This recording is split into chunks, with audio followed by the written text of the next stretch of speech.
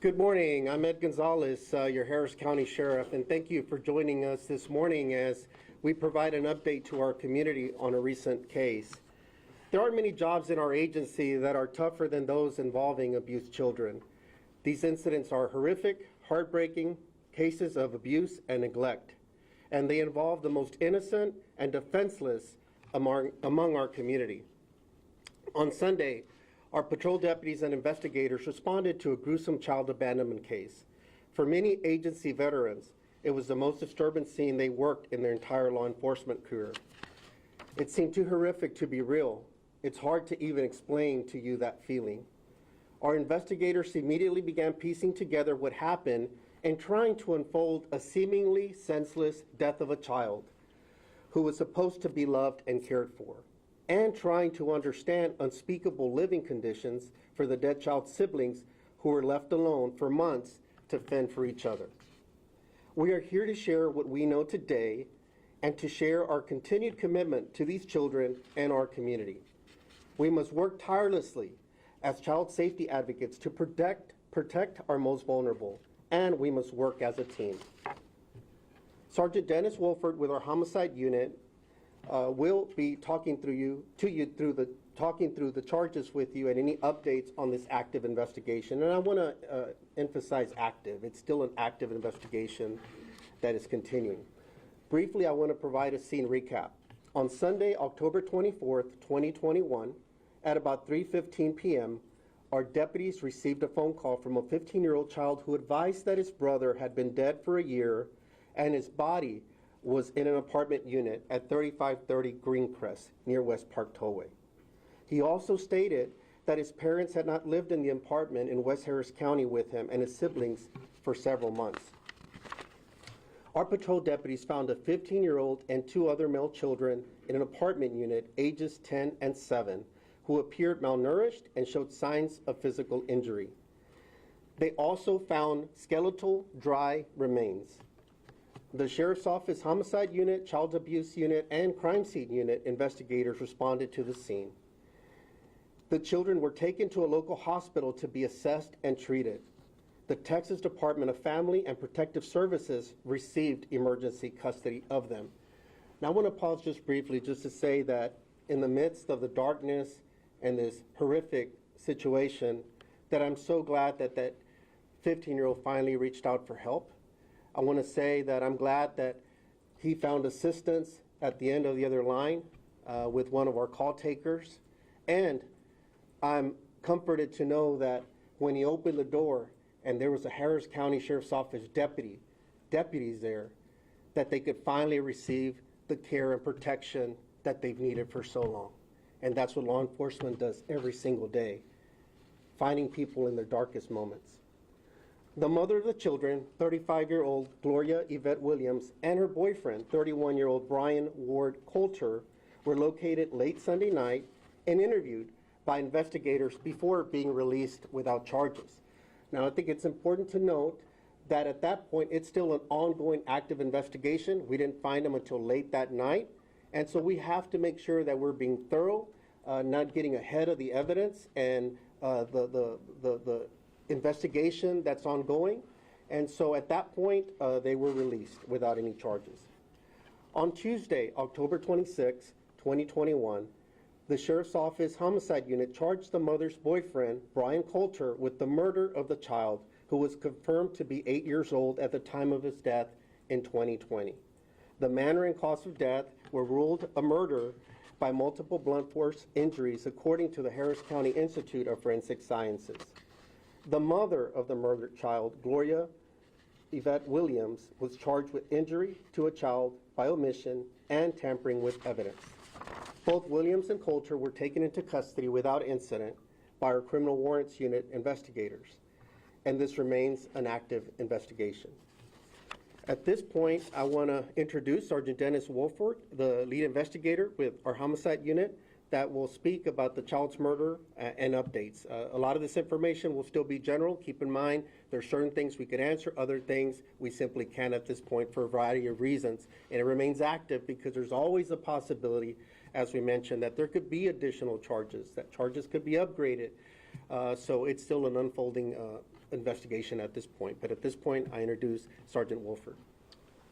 Thank you, Sheriff. Good morning. Again, my name's Sergeant Dennis Wolford. I'm the supervisor of the homicide unit that was tasked with investigating this. It's a group of 6 investigators. The lead investigator is actually Deputy John Craig. Child abuse also made the scene with us, and they were invaluable in the input that they gave us dealing with CPS and things like that. One of the things that I want to express, I know that there was a lot of people upset that these people weren't taken into custody right away. And one of the things you have to understand is, one, the law of statements, the laws of the state of Texas, and how we get these things into trial. We knew at that point that these children were safe because they were in CPS custody, and the decision was made not to arrest that night. And the reason is because a lot of evidence has to come in before we can actually file charges, including a ruling from the Harris County Institute of Forensic Sciences on what caused this child's death. We also had numerous people, forensic interviews with the children and stuff like that had to be done. Plus, we have to corroborate what the children are telling us before charges can be filed. So believe me, we, from the very beginning, me, the 6 of us, the child abuse guys, we were focused on getting these charges done. We wanted to get them done as quickly as possible. But above all, murder investigations, child deaths, child murders, they are methodical investigations. And our end goal is to see that justice is served, not to just put people in jail. We want justice to be served. I will answer any questions that I can for you. There may be some that I cannot. Again, as the sheriff said, in my long time of working homicides, this one's up there. This one affected us. We'll circle back with the questions just a bit. Let me. Sure. Yes. And I also want to mention that we have members here from our Crimes Against Children unit as well. Lieutenant Lovett and his team are here as well, and so they'll be present if there's certain questions that perhaps they can answer. I do want to just mention a couple things that may come up before we get into other parts of it, is that it's our understanding that the children that were present in the apartment, that there were two fathers involved, not involved in the scene, what I'm saying in terms of connected to them. We're told, we haven't confirmed it yet, but that one is possibly deceased already and the other was simply not involved in the lives of the children, so they were not in the picture. There's also, I believe, at least 2 other siblings that were not in the apartment that are elsewhere as well. So I just wanted to mention that we are aware of those dynamics as well. I want to just briefly say it in Spanish as well, just recap what we had. El día domingo, el 24, como a las 3:15, recibimos una llamada de un adolescente de 15 años que avisó que quería reportar de que su hermano había estado muerto por más de un año y que el cadáver estaba dentro de la unidad, en los apartamentos en el 3530 Greencrest. Mencionaron también que los parientes no habían estado en unidad por varios meses y que él estaba cuidando a sus niños. Cuando llegaron nuestros oficiales, encontraron un estado de descuido horroroso. Encontraron al adolescente de 15 años y Dos niños también de edades de 10 a 15 años estaban desnutridos, tenían también lesiones físicas. Entonces comenzamos nuestra investigación. Hemos puesto cargos contra a la mamá de 35 años, Gloria Williams, y el novio de ella, 31 años, Brian Coulter, por los diferentes hechos. Él recibió los cargos más fuertes, que han sido del asesinato del niño pequeño, que determinamos que tenía 8 años a su tiempo de muerte el año pasado. Esta investigación va a seguir continuando porque hay diferentes aspectos y ha sido una de las investigaciones más duras para todos nosotros. Entonces vamos a seguir adelante para encontrarle justicia a estos niños. Again, you know, may this little angel rest in peace. Didn't have a chance. You know, it's very heartbreaking, and we offer our condolences, just to the siblings that remain, and anyone that has ever cared for these children in some form or fashion. And so our heart breaks for them, and we're going to do everything possible to be their aspects through the part of the system that we control, and that we leave no stone unturned, as I promised at the scene. And we will also, our prayer, or my prayer, is that the remaining children find the love, support, and protection that they so desperately need and deserve, and that they have been missing for so long. And I hope that their future is better than their past. We're also told that they hadn't been in school since last May, so for more than a year they've been missing out on that as well. So there's a lot of factors to this, a lot of moving parts, and so that's where we're at right now. I'll go ahead and pause just to see if there's any. I'm sure there'll be questions, but Donald? What were the children's injuries? You said when you found them, they appeared to be malnourished and physically injured. What were their injuries? Lieutenant, do you want to speak a little bit to the injuries, or does anyone know just the physical injuries?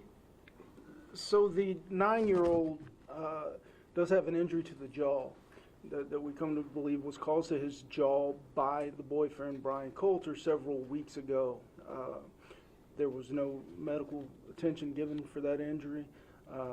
That injury is going to cause, he's going to have surgery, and that surgery will happen soon. They were very thin. You know, one of the first things I asked them what are they hungry, and they said they were. And the first thing, I don't know if it was because we're cops or what, but they wanted donuts. So, and we immediately went and got them Shipley's donuts. But the physical injury that was evident to the 9-year-old, you know, that's the only real overt sign of trauma to them as far as physically. I want to mention as well, because that was something that was very disturbing, is that back to the different parts, we had the dry remains, skeletal remains that were present. So clearly in our initial observations, the body had been there for a long time, you know, and so that was disturbing. But on top of that, we had a serious injury to another small child that apparently had not received, to our knowledge, any kind of medical attention, any pain treatment or anything like that during the course of this. I also want to point out as well, I mentioned a little bit that the apartment was in a deplorable condition. We saw soiled carpet, no furniture at all, no bedding, no blankets, nothing that we could see, and it appeared to have roaches and flies and just things. It was very bad condition for anyone, especially children, to live in. I spoke with neighbors who were the ones helping give that 15-year-old food, and they didn't know there were 2 other boys inside that apartment. To your knowledge, did the 2 younger boys ever leave the apartment for several months? Were they stuck in the apartment? That's my understanding. Yeah, I do not believe that the 2 young boys were ever allowed to leave that apartment. There is some evidence that perhaps they were locked in, possibly different parts of the apartment, and they were not to leave that apartment, from what I understand. With what you can tell us, it obviously took, the 15-year-old was brave enough to call you guys, but it did take a year. Fear, what can you tell us about what he's saying, threatening? What took so long to call authorities? I believe it was absolute fear. What the investigation is leading us to the fact that this mother and her boyfriend have been together for a few years now, a couple years. And over time, I think that the beatings were consistent and mainly, involving the younger children. And the 15-year-old just absolutely afraid and was basically hoping or relying on his mother to at some point contact law enforcement and advise of his deceased brother in the house, and that didn't happen. And I think after a year's time, the 15-year-old boy finally said enough is enough, and that's when he decided to contact law enforcement. So those children have been through a lot of trauma, and so, again, I mean, the fear, the death of a sibling and other things, it's just heartbreaking, and so the trauma is just at another level. So, one in Spanish? Sí. ¿Dónde estaban estos señores? ¿Dónde estaba la esposa, y la madre y este señor? ¿Dónde los encontraron? Ellos estaban viviendo, pues hay diferentes aspectos. Uno es cuando fueron arrestados y el otro estaban viviendo en otro apartamento. Tenían otro apartamento ellos donde vivían juntos. Y la pregunta que le quiero hacer es porque ustedes los encuentran, ustedes acaban de describir las condiciones que estos niños estaban, no tenían muebles, no tenían nada, ni una cobija, nada. ¿Estos señores estaban bien en un apartamento amueblado y todo? The question, first of all, I was asking where they were at, the boyfriend and the mother, generally speaking, and I said that they were living in a separate apartment of their own. And so the follow-up question was, do we know if that apartment was more decent and more well taken care of than the one the kids were in? So I don't know if we know that detail, but do we know the condition of the apartment they were in? We do not know that yet. We have, we're in contact with that complex, and that is on the follow-up stuff we have to do in this week, is to go over there and document what. I'm going to say this, I'm sorry. Any clue of why this happened? Have you talked to these individuals to say as to what was going through their mind in doing this to these kids? Well, especially the mother. Without giving direct quotes or saying what we learned in these interviews or things of that nature, you have to understand a child abuser, and this is a textbook case of a person that abuses children. And the mindset, the demeanor, the children that are abused, 7, 9 years old, 12 years old, very, very vulnerable children. One of the things, these are also something that's probably not out yet, is that these are special needs children. And so you have a very manipulative person who's not only, and this mother had a year to contact law enforcement, so you can't tell me that for every minute for a year, you were afraid. But this is a classic child abuser. So someone that picks on these young children, and whether it gives them some kind of I don't know the word for it, some kind of makes them feel better about themselves to abuse these children, I don't know. But I do think that the type of person this is very manipulative from the children they're abusing to the mother as well. So was he the abuser? Was she the abuser? Well, I would say they're both abusers. He's an abuser physically, and she's an abuser by omission. Very much so. Can you talk about why the mother and the boyfriend made the decision to leave the apartment, to find a new place to live? Well, I would absolutely think that common sense would tell you that they're distancing themselves from a dead child, and they know that it's gone on for, by the time they moved out, you're talking about probably 5 to 6 months after death. They know the entire time that there's a dead body in this apartment, leaving the kids there in the apartment. Yet those two, the two that are guilty in several different areas, they're going to separate themselves. So they go live in another apartment so that they don't have to be around them. And the mother, we believe, was providing some food by delivery service or having food dropped off on a fairly routine basis. I didn't see anything that was healthy type of food. It was, No, I think, more like junk food, Noodles and things like that. and chips and soft drinks and things like that. Let me work my way over here. First question, is there any evidence that the mother was being physically abused herself? No. No evidence of that, no outcry has been made from them. And then, can you give us any information about CPS's prior interaction with this family and why that investigation ceased?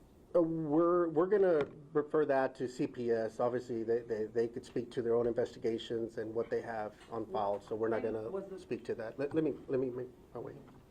Can you provide any information about what led to the child's death? I know you said that.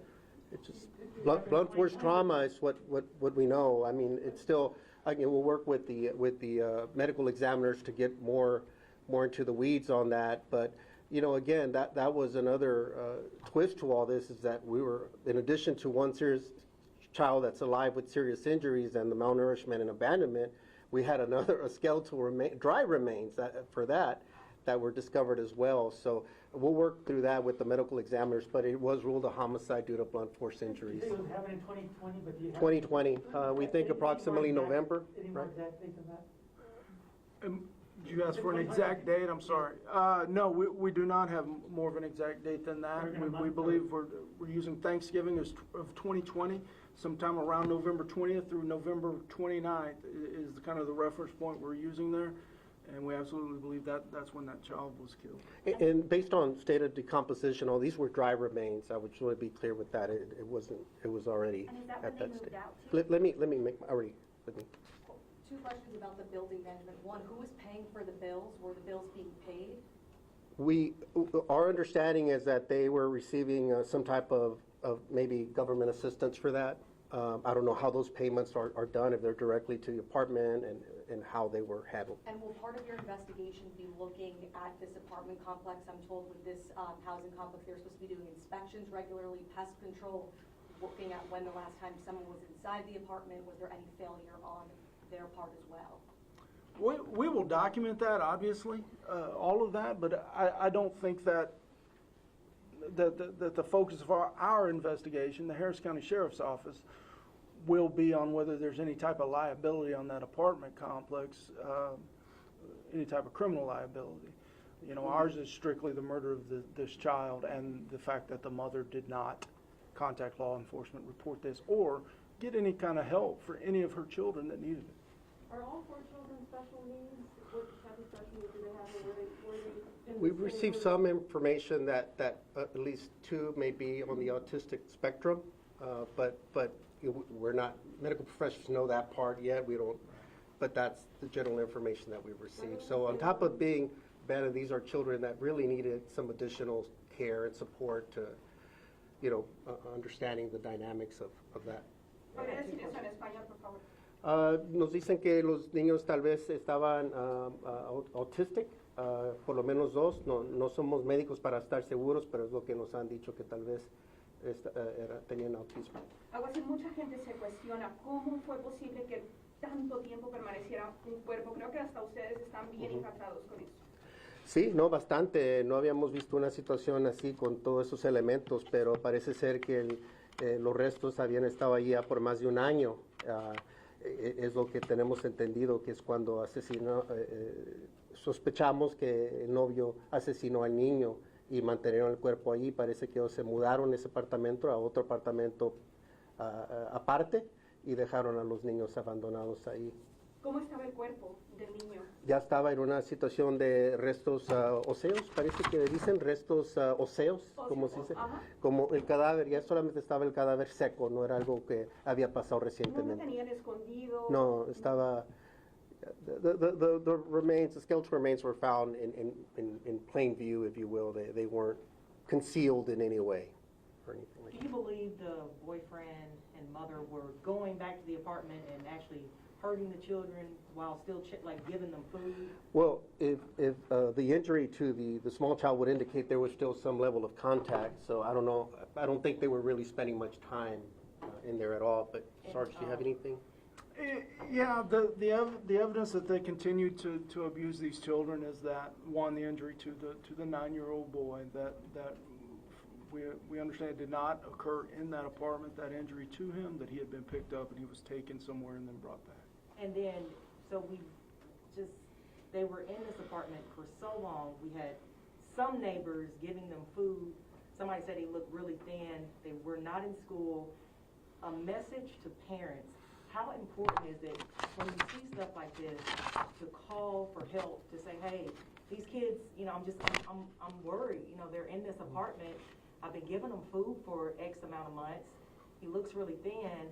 How important is it that we call 911 in these cases? Because we probably could have, you know, helped these kids a lot earlier, and they're at this point, they're just traumatized by what happened. Well, that's a perfect segue because I do want to kind of close at least some of the formal, and if we still have questions, we'll answer a few more, but I wanted to make sure I got this in. We rely on our community to report abuse and keep our children safe when they see the signs of a child in need. Signs of abuse aren't always obvious, but they are often there if you know where to look. We are asking every adult in our community to help. Take actionable steps to create safer environments for the children in your life. 1, if you see something, say something. Reporting suspicions of child abuse can save a life, prevent further victimization, or stop more children from being victimized. 2, learn how to recognize and report child abuse. Education and training are our best defense against those who harm children. 3, talk to your children. Start the conversation early and continue the discussion throughout their upbringing. 4, spread the message. Tell your neighbors and loved ones how they, too, can do their part to keep our children safe in a real and virtual world. Our partners at the Children's Assessment Center offer free training and resources on the signs and symptoms of child abuse and share stories of survivors throughout the year. Sadly, in 2020, nearly 4,000 children received services at the Children's Assessment Center here in Harris County. These experts provide high-quality care so children can thrive. Their work embodies the sentiment, no future should be out of reach. And while the work of our Sheriff's Office specialized units is always essential, it is especially critical during a crisis. The disruption brought on by the pandemic made our children even more vulnerable to abuse. Some of those traditional safety nets have been removed, with children not regularly attending schools, daycares, and after-school programs. We have a shared responsibility and shared commitment to ensure every child lives a life free from abuse. Prevention through education is key. If you're concerned about your child in your life, call us at 713-221-6000. If you want to remain anonymous, call Crime Stoppers at 713-222-TIPS. And in closing, I want to make sure that I just recognize our personnel, those in the front lines, the deputies that first responded, the sergeants, the call taker, the investigators, our crime scene unit investigators, our warrants team, just everybody. It really has taken an entire team. They've worked tirelessly around the clock and have really given it their all to make sure we got to this point. And I know sometimes the general public wants us to work a case as if it were a crime series and everything's going to be wrapped up in an hour. I understand that. We understand their same frustration and concerns and eagerness, but we have to stay focused with what's in our line of sight, make sure we're being professionals. We owe it to these children to make sure that if a case comes to trial that there's a chance for successful prosecution. So we want to make sure that we're being thorough. And sometimes we can't just go with what our own personal feelings may be. We have to put those aside and focus on the job at hand. So I want to thank all of them here today and those that may not be present because they're obviously out in the field doing other work. We'll take just a couple closing questions and then we'll have to stop. I know that you said that whenever you saw the kids, they were hungry, but emotionally, how were they? Were they relieved? Were they happy? How did they react when they saw you guys? In my opinion, those children were younger than their chronological age. They were very sweet children, very nice, very well-spoken. And you know, from the very beginning, everything we asked them, they were just straightforward. But, you know, at the same time, though, you have that 1,000-yard stare, you know, that blankness in the eyes, but they were as sweet as they can be, you know.